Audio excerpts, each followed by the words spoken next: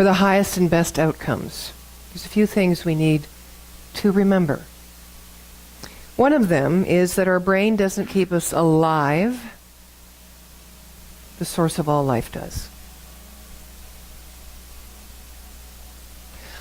Our brain, our conscious mind, and our subconscious mind plays a role in our experience. But it doesn't keep us alive. It just helps to create our experience. One of the things Dr. Brian Clements said last night, which I jotted down, was we mustn't think too much because nature already has it figured out. It was a wonderful statement. And you know, in the science of mind, we teach the natural laws of the universe. The idea is to become in alignment with those natural laws so that we don't have to struggle and stress.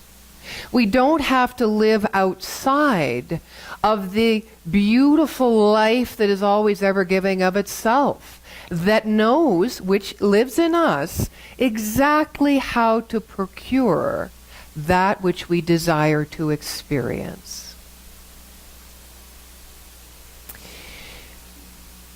We do step out with different dance partners, meaning we focus on many different things.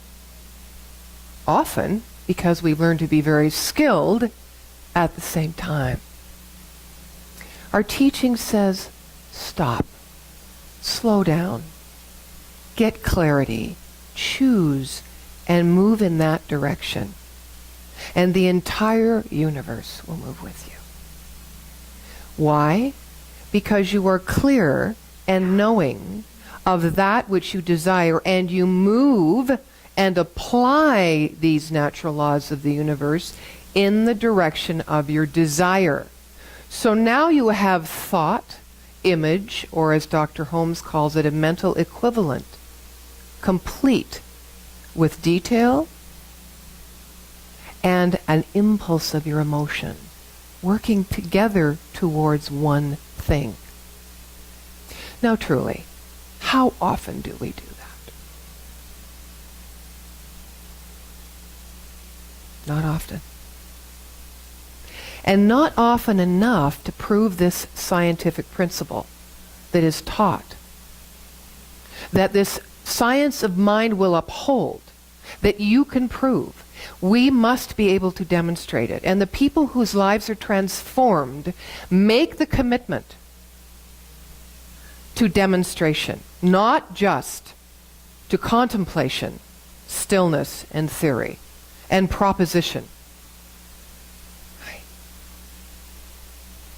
We have overthought. There's probably nothing we haven't thought of if we include our dream time, if we include our meditation time, if we include those sacred times of inspiration that we have no words for, that touch us so deeply that we fall to our knees. We have more than enough thoughts to keep us company and warm. We have more than enough experiences to give our lives meaning and purpose. But who do we become by those thoughts and those experiences? We will never know unless we take it out and be what we have become through those experiences. Now some people say, you know, that's private time for me. You know, I mean, when I am moved and touched, or when I'm deep in prayer, I don't want to share that. And I respect that. I understand that. I remember when I was a student, first a student, and I've told this story a few times, but we have some new faces, so I've got a few new ears to hear it. I remember I was in about my second year of ministerial school, and my teacher, Reverend Marilyn, had given me the license to not speak prayer out loud as a student for about a year.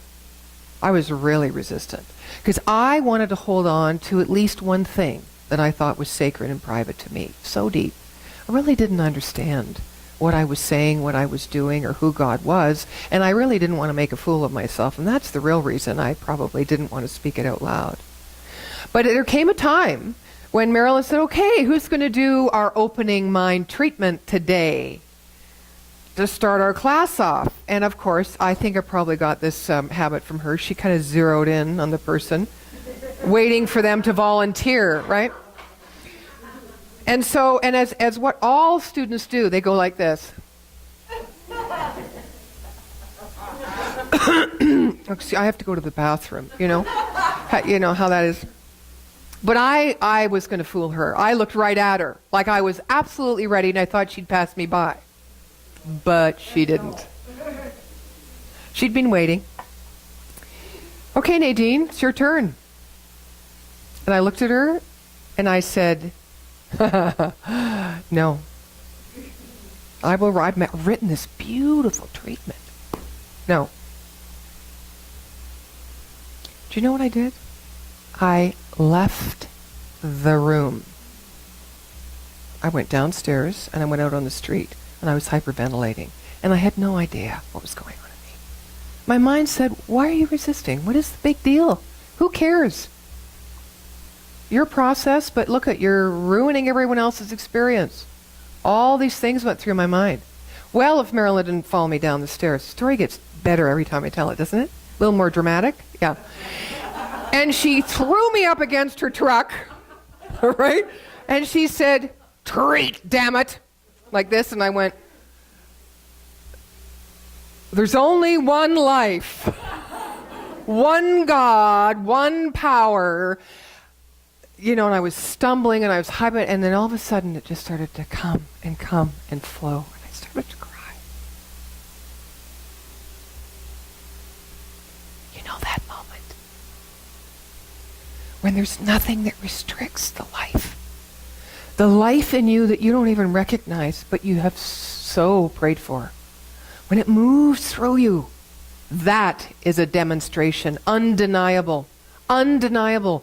Do we take that person out into our world? Sometimes. So what does it take for the highest and best outcome? When we take that person out, it doesn't matter what we do, who we meet, what we say, how many times we trip over our feet on the pavement, going to a high fashion lunch. Doesn't matter. Nothing matters.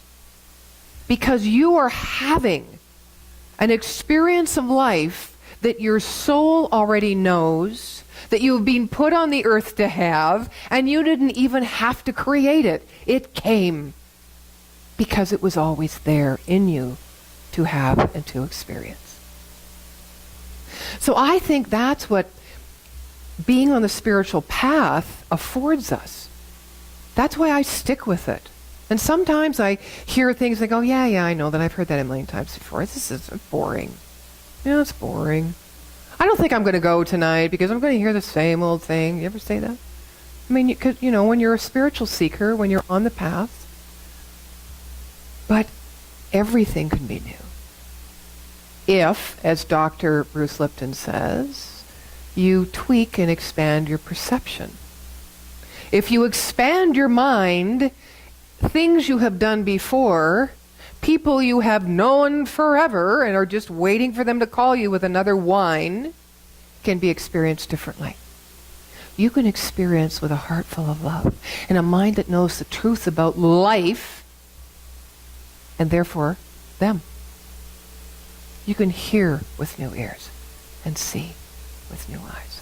And I think that is what religion, what spirituality, what we all have in common, Eastern and Western teachings. There is one life and there's a principle of this life. Are you going to jump on board? Or are you going to fight it and resist it and claim and affirm with everything you think and perceive that you are separate from and do not belong to anything? Oh. It's a sad day. But even in the sadness of that feeling of victimhood or separation or limitation, the power and presence of your own capacity and your ability with the next breath and the next thought to touch in to the magnificence of that creative intelligence within you is there.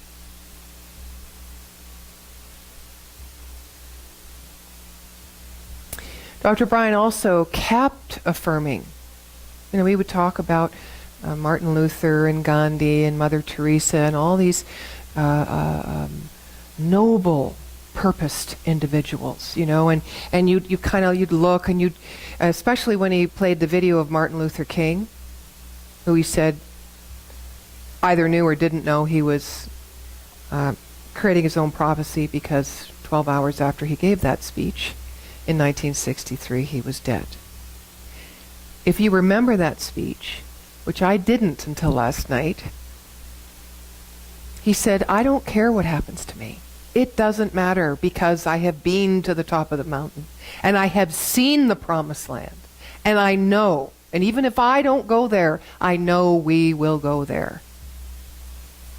I got shivers. I just got shivers again. That is available to us right now. Right here, right now. Not tomorrow. Where's the mountaintop? Where is it? It's probably under your chair. It's right here. It's right here. This is exciting. You don't need for anything else other than who and what you are. You are complete and whole. Rumi says in his poem on love, The Freshness, he says, when it's cold and raining, you are more beautiful. And the snow brings me even closer to your lips. The inner secret, that which was never born, you are that freshness, and I am with you now. I can't explain the goings or the comings. You enter suddenly, and I am nowhere again, for I am in your majesty. Think of the last moment. Remember the last moment when you experienced such expansiveness that you felt you as a limited, unique individual did not exist. Can you remember that moment? Do you prepare for that moment? Not try to make it happen. It's not what I'm saying. But do you prepare? Do you practice openness? Do you practice receptivity? Do you allow yourself to be vulnerable? We're talking about the highest and best outcome. We cannot achieve that and manifest that in our life in a specific form unless we ourselves come at life and give ourselves fully to it. We can manifest anything we want. We know the science of it. Get clear, align it with our desire, focus on it, let it go. Okay. Easy as 1, 2, 3, A, B, C, But, and we do it sometimes and we don't do it. And sometimes we do it and we don't get what we want, and then we take a break. This isn't work. And then we get hungry again, and then we get, maybe there's something in this. And then we try it again. What's missing there? What's missing? When we just apply the science of manifestation.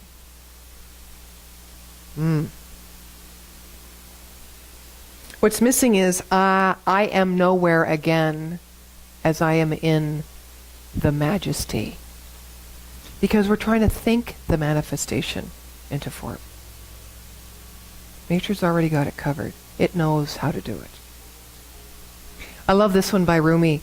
He says, let the lover be disgraceful, crazy, absent-minded. Someone sober will worry about things going badly. So let the lover be.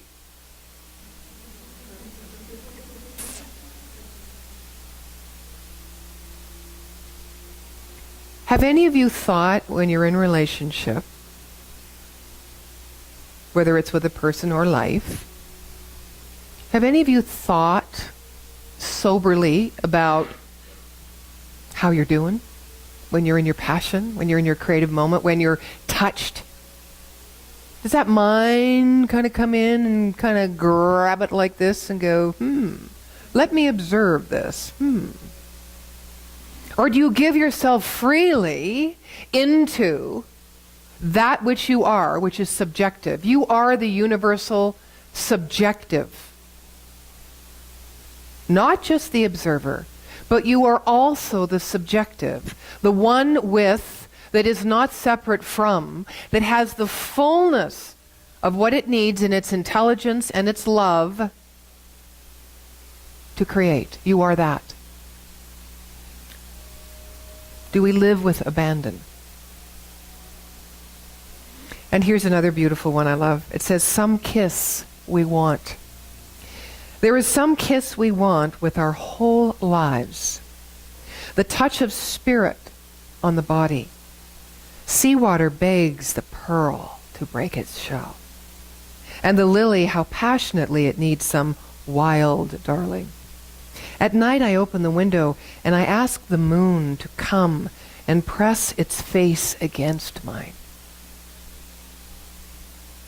Breathe into me. Close the language door and open the love window. The moon won't use the door, only the window. Our mind toils for the language so that we can explain and communicate what we know or find out what we don't know. If religious science is anything, and if you want to have a feeling of religious science, through the mouth and the heart and the soul of Dr. Ernest Holmes, who created it, read the Sermon by the Sea. The words will fade away, but the essence will remain. You are the essence. You are not the word.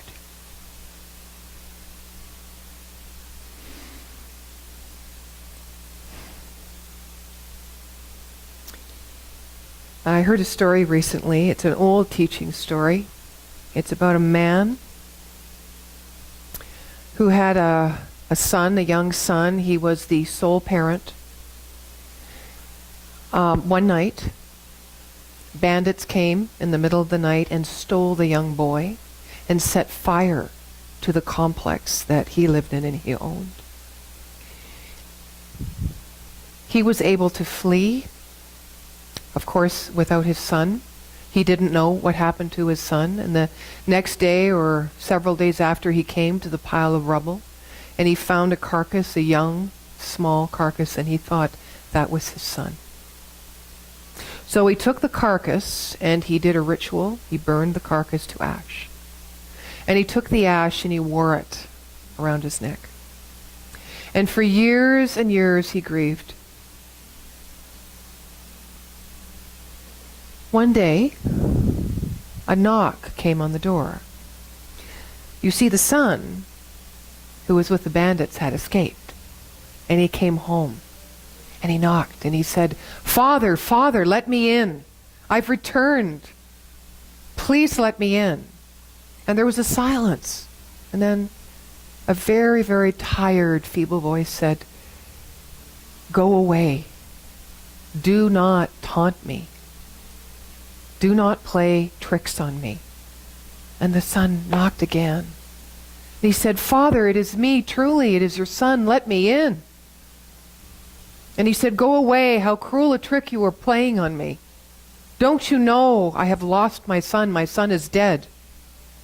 And the son kept knocking on the door until he knocked no more and went away.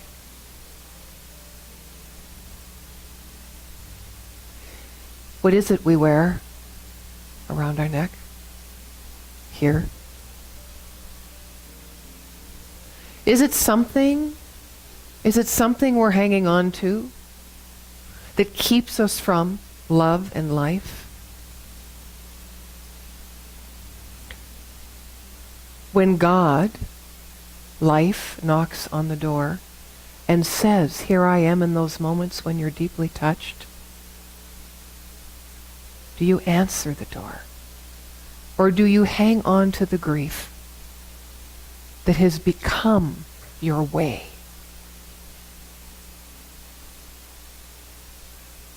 What is knocking? The art and science of manifestation go hand in hand. You cannot apply something that you know will create something else, without being open to the possibility of getting something other than which you created, that you know is God also, that you know is the highest and best for you. Can we think, really, what is the highest and best for us? No.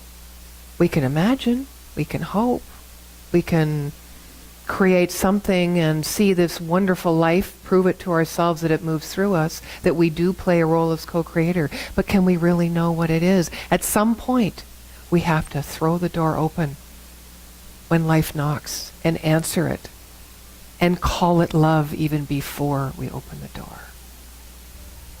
This is the art. This is the part of us that is the mystic of life. This is the eternal lovingness of God that is the creative source or flow. So let us be open to both. Let us keep the heart open. And let us look at life not by opening the door, but let us look at it as we would the moon, coming close to kiss us through the window. We are not language. We are the essence. And so it is.